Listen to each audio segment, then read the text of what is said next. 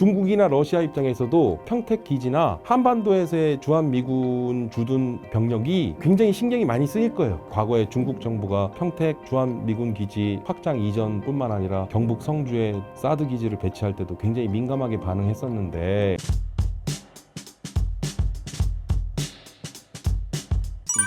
예, 여러분 안녕하세요. 저는 상지대학교 군사학과의 최기일이라고 합니다.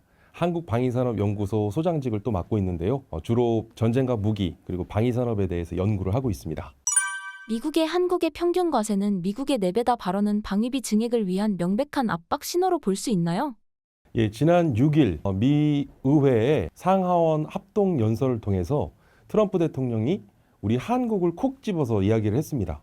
그래서 한국이 미국에 비해 관세가 4배 이상이다. 그러면서 이 4배의 관세라고 하는 부분에 대해서 사실을 확인해 보면 그 근거가 어디에서 나온 것인지 사실 알 수가 없는데요. 그러니까 이제 한 나라의 대통령인, 그리고 또 미국의 대통령이 어디 근거도 없는 이야기를 했었을리 만무하다 해서 그 근거를 많은 대학 교수나 학자들이 또 전문가들이 또 찾아봤는데 그 정확한 근거를 아직도 찾지 못했다는 것이죠.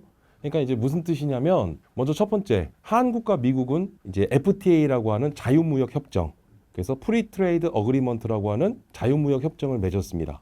그래서 자유무역 협정을 맺게 되면 이제 무관세가 원칙인데, 근데 이 FTA 체결 시에 이제 양어세율이라고 해서, 그러니까 모든 게 다 무관세는 아니고요. 그러니까 무관세로 FTA 품목을 선정하게 되는데, 그 대부분이 지금 주요한 한국과 미국 간의 교역에 있어서는 사실 FTA 적용이 대부분 되는데, 도대체 어떻게 관세 4배라고 하는 이런 주장이 나왔는지 어떻게 보면 사실 터무니없는 주장인데요. 지금 여러 가지, 첫 번째 트럼프 대통령이 그린란드라든가 파나마 운하를 또 이야기를 하면서 타 국가의 어떤 영토 주권에 대한 주권 침해, 그리고 더 나아가서는 EU와 같은 유럽 공동체에 대해서도 관세 문제를 또 제기하기도 했고, 또 중국에 대해서도 그렇고, 그리고 이제 우리의 서로 간의 어떤 우방국인 한국과 일본에 대해서마저도 지금 이러한 관세에 대한 부분들을 또 압력을 가하고 있는 상황이고요. 아마 그 다음 수순은 분명히 이제 환율 문제가 또 대두될 것으로 보여지고 있습니다. 그러니까 이게 무슨 뜻이냐면, 이제 최근에는 이제 emerging security라고 해서요, 과거에 종래에 있었던 어떤 물리적 안보 위협만이 우리가 얘기하는 어떠한 그런 위협이 아닌 새로운 신흥 안보의 위협이 대두되고 있다는 것이죠. 그러니까 학자들은 이를 이제 신흥 안보를 신안보 내지는 포괄 안보라고도 정의를 하는데요. 쉽게 말씀드리면 어떤 기후, 에너지, 그리고 사이버 이 외에도 다양한 그런 어떤 전통적이었던 물리적 영역에서의 안보 위협만이 위협이 아니라 이러한 새로운 영역에서의 새로운 안보 위협들이 대두되고 있다는 것이죠. 그러니까 이제 눈에는 보이지 않지만 사실 지금 미중 간의 패권 경쟁이라고 하던 것이 지금 패권 전쟁이라는 표현을 하고 있는데, 실제로 그런 무역, 에너지, 기후 이 외에도 뭐 환율, 뭐 사이버 등등등 이미 미국과 중국은 보이지 않는 전쟁을 하고 있다는 거죠. 그러니까 이제 오늘날의 이러한 안보에 대한 부분이 과거에 비해서는 조금 더 확장되고 범위가 더 넓어졌다. 근데 이제 트럼프의 행보를 보면 어떤 퍼스트 아메리카에 대한 자국의 국익 실리주의나 자국 우선주의에 대한 기저하에 전통적이었던 우방이나 동맹국들에게도 쉽게 얘기하면 총구를 들이대는 지금 그러한 상황이 벌어지고 있는 거죠. 자, 다시 돌아와서 그래서 트럼프의 이러한 한국이 관세 4배라고 하는 그러한 주장은 사실 어떠한 근거에 있는 얘기가 아니라 일종의 우리 한국 정부를 좀 압박하기 위한, 이제 예를 들어서 트럼프 대통령이 취임 이전부터 얘기했던 게 방위비 분담금 이야기였어요. 그래서 방위비 분담금이 뭐 2배, 3배 아닌 최근에는 한 5배, 그 이상의 한 10배까지도 이야기를 하면서 정말 터무니없는 수치의 방위비 분담금 액수를 제시하고 있는데, 그러니까 이제 그러한 방위비 분담금 협상을 위한, 재협상을 위한 일종의 포석으로 우리가 이해를 하면 될 것 같고, 그리고 트럼프라는 인물을 들여다보면 정치인이기 이전에 사업가의 이미지가 훨씬 강하고요. 그리고 사실은 그런 사업가로서의 기질을 타고난 사람이에요. 또 트럼프를 가리켜 협상의 귀재라고도 얘기를 하는데, 그러니까 협상을 하는 데 있어서는 크게 협상의 3요소를 우리가 얘기를 합니다. 첫 번째는 시간, 두 번째 정보, 세 번째 힘. 자, 첫 번째 협상에 있어서의 협상의 우위를 점하기 위해서는 시간을 많이 갖고 있는 사람은 협상에서의 우위를 점할 수 있고요. 마찬가지로 정보도 상대방보다 더 많은 정보를 확보하고 있는 것이 협상에서의 유리한 고지를 선점하는데 굉장히 중요하죠. 마지막으로 힘이라고 하는 것은요, 이제 어떤 우월적 그런 권력 내지는, 그러니까 말 그대로 상대를 압도하고 상대에게 압력을 가할 수 있는 그런 위치에 있거나 그런 권한을 보유했거나 뭐 그런 것인데, 사실 따지고 보면 한미 동맹이라고는 하지만 이 한미 동맹은 사실 이 동맹 이론에서는 비대칭 동맹이라고 얘기를 합니다. 그러니까 무슨 얘기냐면 강대국과 약소국이 동맹을 맺는 이러한 비대칭 동맹의 대표적인 게 한미 동맹인데, 말 그대로 우리는 미국에 비해서는 약소국이고, 그리고 미국은 우리에 비해서는 강대국이기 때문에 사실 강대국의 그러한 위치에서의 어떤 국가와 국가 간의 협상을 한다? 사실은 우린 애당초 불리한 위치에서 협상 테이블에서 협상을 할 수밖에 없는데, 자, 트럼프의 일종의 정치적 수사라고 보여지는 거예요. 그러니까 뭐냐면 어떤 협상에 유리한 고지를 선점하기 위한 대표적인 트럼프식 어떤 그런 정치적 수사다. 결국은 트럼프가 이런 강성 발언을 내보이기도 하고 또 강한 어조로 또 이야기를 한다는 것인데, 결국은 협상에 있어서 유리한 위치에, 그리고 또 상대방을 압박하기 위한 압박용의 일종의 정치적 수사로 이해를 하면 좋을 것 같습니다. 주한미군이 실제로 철수할 가능성은 얼마나 될까요?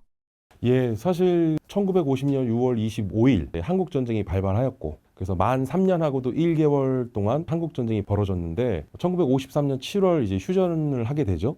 그리고 1953년 그해 10월 1일 우리는 한미 상호 방위 조약이라는 것을 체결을 합니다.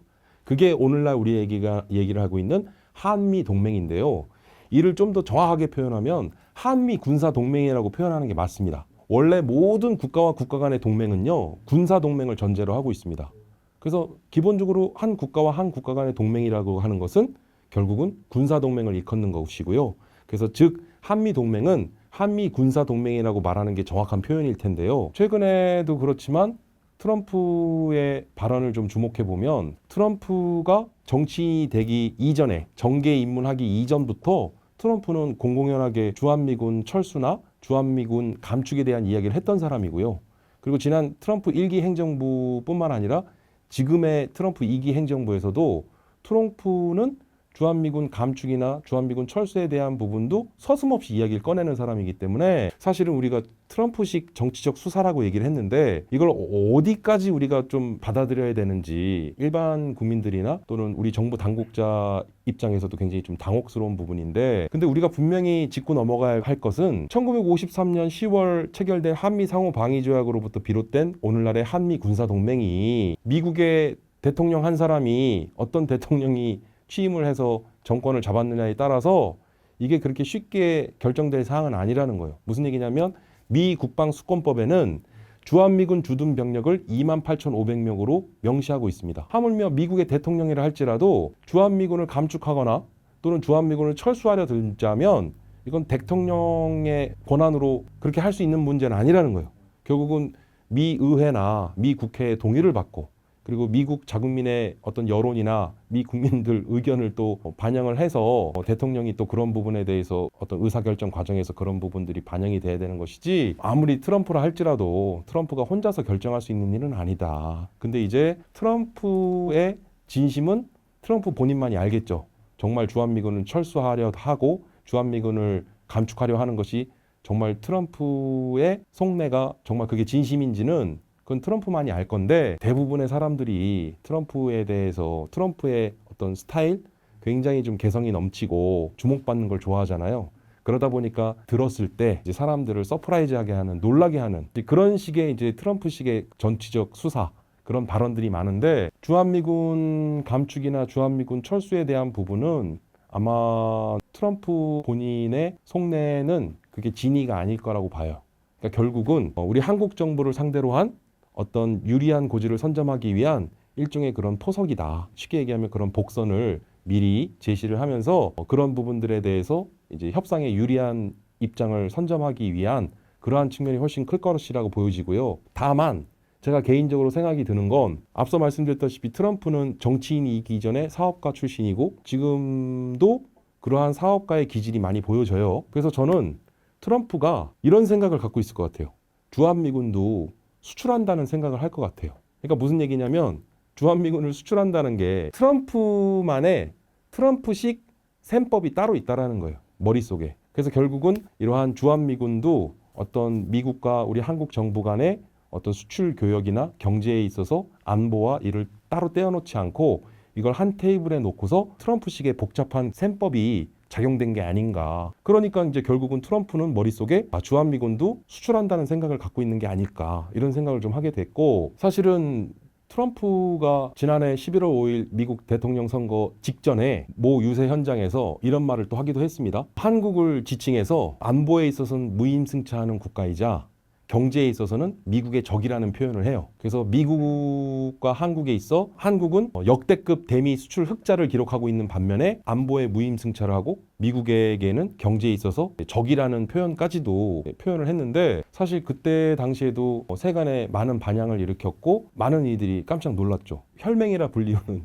우리 한국을 지칭해서 어떻게 미국의 대통령 후보라는 사람이 경제에 있어 적이라는 표현과 그리고 안보에 있어서 무임승차하는 국가라고 하는 일종의 그런 비난 발언을 어떻게 저렇게 서슴없이 할 수 있을까라고 하는 많은 놀라움을 자아냈는데, 트럼프니까 가능한 거예요. 트럼프는 그런 사람이다. 우리가 그렇게 이해를 하면 좋을 것 같습니다. 미국은 평택 기지를 중국 견제를 위한 군사적 요충지로 여기고 있을까요?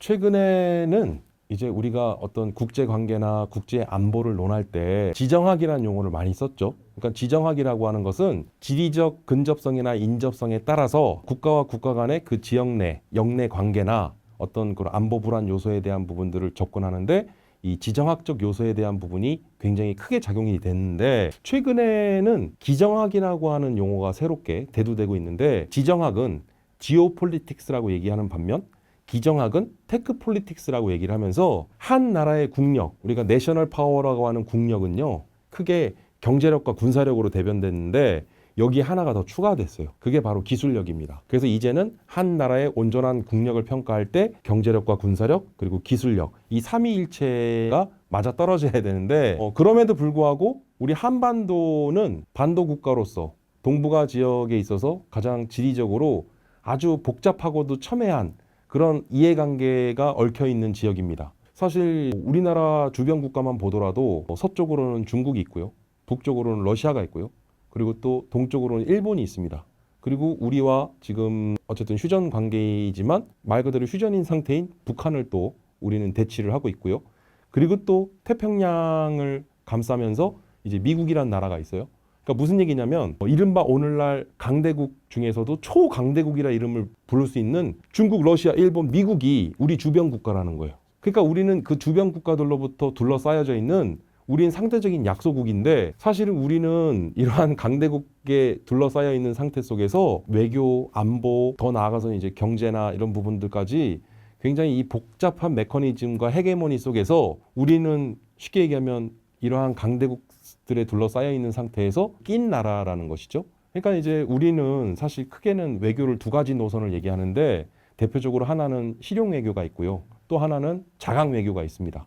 최근에는 실용 외교와 자강 외교가 약간 중첩된 어떤 가치 외교라고 하는 것들도 또 대두되고 있는데요. 근데 우리는 자강을 하고 싶어도 자강을 할 수가 없어요. 우린 철저한 실용 외교를 할 수밖에 없는 겁니다, 사실은. 자, 그런데 주한미군 주둔이라든가 그리고 또 미국이 바라보는 우리 한반도에서의 대한민국에 대한 입장은요, 사실은 우리 대한민국도 중요하고 한미동맹도 중요하지만 그보다는 동북아 지역 영내에서의 중요한 조정자 그리고 중재자이자 그리고 지금의 현 국제 질서에 있어서의 초강대국으로서의 패권국으로서의 지위를 공고히 하기 위해서는 이 동북아 지역 내에 이 한반도에서의 주도권을 잃으면 안 돼요. 미국 입장에서는 지정학적으로 우리 한반도에 우리 대한민국이라고 하는 존재 자체가 미국의 국익에 부합되고 미국에게도 굉장히 중요한 어떤 지리적 요소에 대한 부분들, 지정학적 요소, 결국은 미국은 최근에 보면 평택의 캠프 험프리스 기지가 전 세계 미군 기지 중에서는 가장 규모가 큰 기지로 알려져 있는데요. 전 세계 미군이 주둔하고 있는 해외 주둔 병력이 가장 많은 나라는 일본이에요.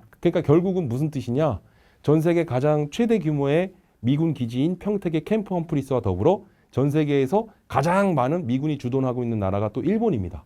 그러니까 무슨 얘기냐면 이 한국과 일본이 위치하고 있는 이 동북아 지역에 대한 이 동북아 지역의 영내 상황이 미국의 국익에 있어서 어떤 안보나 그러한 측면에 있어서 가장 중요하다는 것을 반증하고 있다는 것이죠. 그리고 또 반대로 생각해 보면 중국이나 러시아 입장에서도 평택 기지나 한반도에서의 주한미군 주둔 병력이 굉장히 신경이 많이 쓰일 거예요. 그러니까 실제로도. 그러니까 이제 중국이나 러시아도 사실 과거에 중국 정부가 평택 주한미군 기지 확장 이전뿐만 아니라 경북 성주에 또 사드 기지를 배치할 때도 굉장히 민감하게 반응했었는데 어찌됐든 우리는 이러한 주변 국가 그러한 초강대국들 사이에 낀 나라로서 러시아, 중국, 북한과 이란 등을 가리켜 이제 권위주의 세력의 권위주의 국가들이라고 지칭하고 있고 미국을 필두로 한 나토 회원국이나 일본, 한국 등은 어떻게 보면 이제 자유주의 진영의 대표 국가들인데 결국은 이러한 권위주의 국가와 자유주의 진영 국가 간의 그 세력 간의 밸런스, 그런 균형을 맞출 수 있는 지역이 바로 한반도, 동북아 지역에서의 한반도 영내 상황을 우리가 딱 들여다보면 오늘날의 권위주의 국가와 자유주의 진영 국가 간의 그런 세력 균형의 그런 밸런스를 조정하는, 그러니까 결국은 그 균형점 역할을 하는 게 바로 우리 대한민국이다. 그러한 또 부분이 중요한 부분이죠.